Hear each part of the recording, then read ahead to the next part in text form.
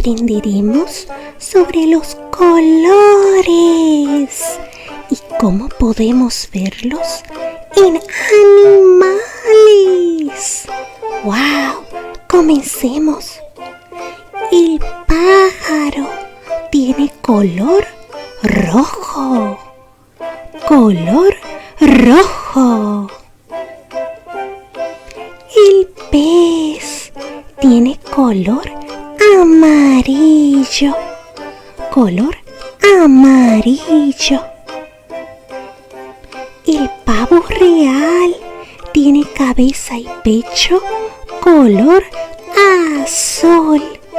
Color azul.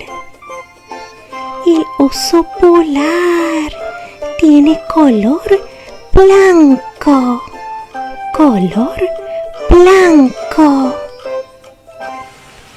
El cuervo tiene color negro.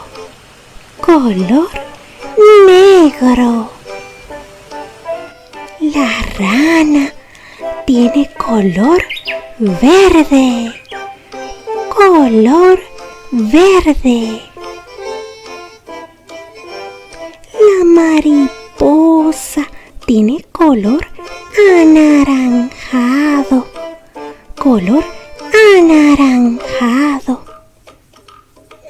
La morsa tiene color marrón.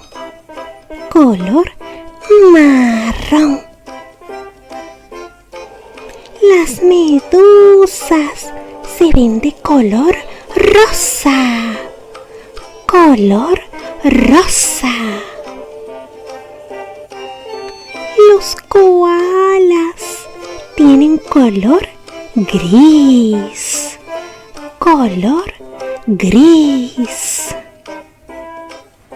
La abeja está en una flor color violeta.